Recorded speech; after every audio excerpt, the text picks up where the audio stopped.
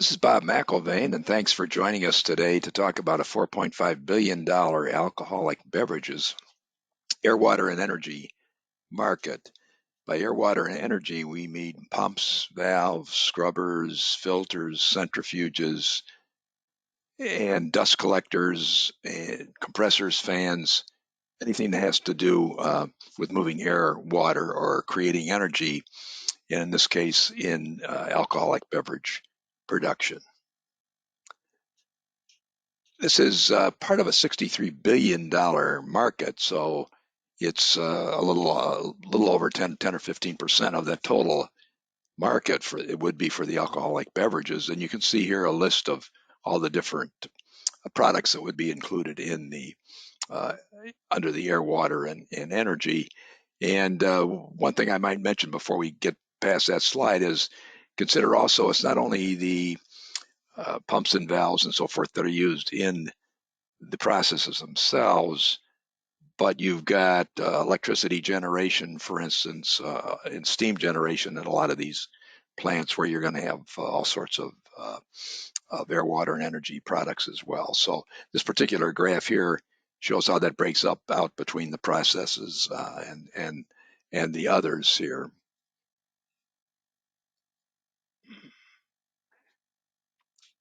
The opportunity in this $4 billion market is actually to increase EBITDA and almost double it. And you can do that with a strategy which is bottoms up rather than top down, which really means understanding the needs at each one of these processes and each one of these plants. So instead of total available forecasts being general, they have to be very specific. Then the niche forecasts have to be extensive rather than lacking, and it should with all this preparation and knowledge, it can be the foundation of a business strategy rather than a peripheral tool. And you pursue the customers based on their potential EBITDA uh, return to the company rather than on sales leads. You have to have an extensive understanding of the customer processes. You leverage available knowledge in an organized way rather than being unfocused, and rather than opportunistic competitor intelligence analysis, it has to be extensive. The alcoholic beverages market's a $1.2 trillion market out of an $80 trillion GDP for the world. So it's a pretty important part of life, and it is growing, as you can see, at a pretty robust rate. The the market for some of the products is growing robustly, like a 9.2% growth rate for beer. Depending on the beverage, the markets differ greatly. Beer is a big market in the United States and China, whereas for wine, for instance, the leading producers are Italy and France. But all these need to be analyzed, and one of the factors which is important and useful is that many of the manufacturers have facilities in many countries around the world, so you can reach a lot of the market just by reaching the Heinekens and ABI and others here. So as you can see on the world's wine production, for instance, if you are pursuing Italy, France, and Spain, you're pursuing a pretty good percentage of the market. And the air, water, and energy products can be somewhat derived from the actual production in gallons or liters or whatever here. And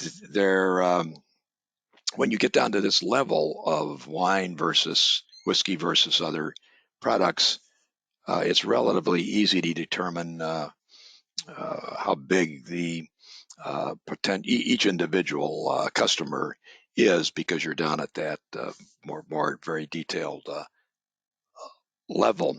But you can also get a macro analysis of trends with, for instance, whiskeys becoming more popular.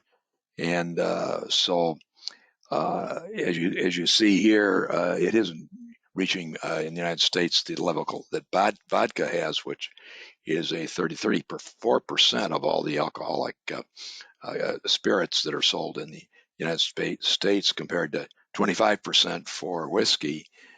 And uh, here are the A's and A, B's, and C's of the 100 largest alcoholic beverage producers in the world.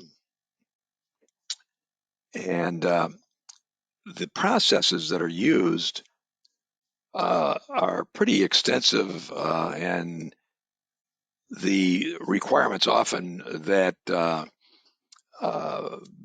cell destruction be protected. So you are looking at the gentle flows of wine and beer and some of these other products, and you have a whole series of steps, all of which have various different filtration, pumping, valve, and in some cases drying requirements. The What we're trying to do is to look at each one of these processes and understand where the pumps and clarifiers and others are required. And this just shows you some of the flow diagrams in wine, and so I'll skip through some of those. And here's Alfa Laval's wine processing steps. Valves are, butterfly valves have certain advantages and certain uses, CIP and things like that as well. Of course, ball valves are very heavily used. Filtration, there's a lot of depth filtration that impacts the quality of the end product. So that's a very big market. Eaton is, of course, a major supplier along with 3M, and they certainly are meeting various different challenges as new new alcoholic products are being developed. And here's some information, for instance, on depth filters.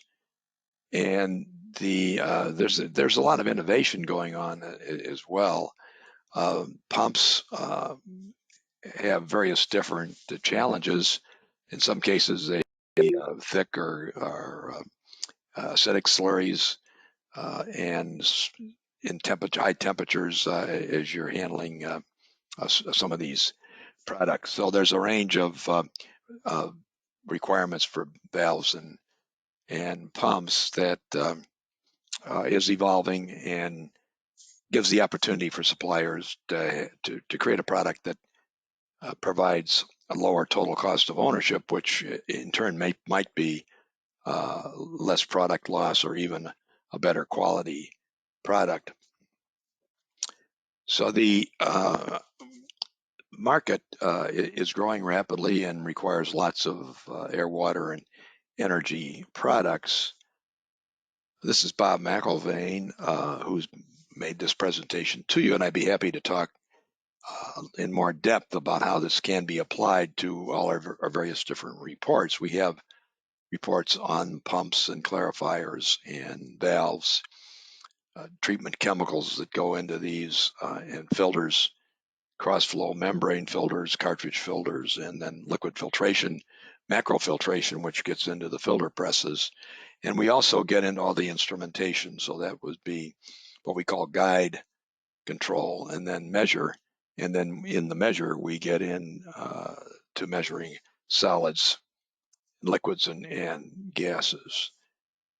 So this is Bob McIlvaine, who is going to be signing off now, and hope we can hear from you. Thank you very much.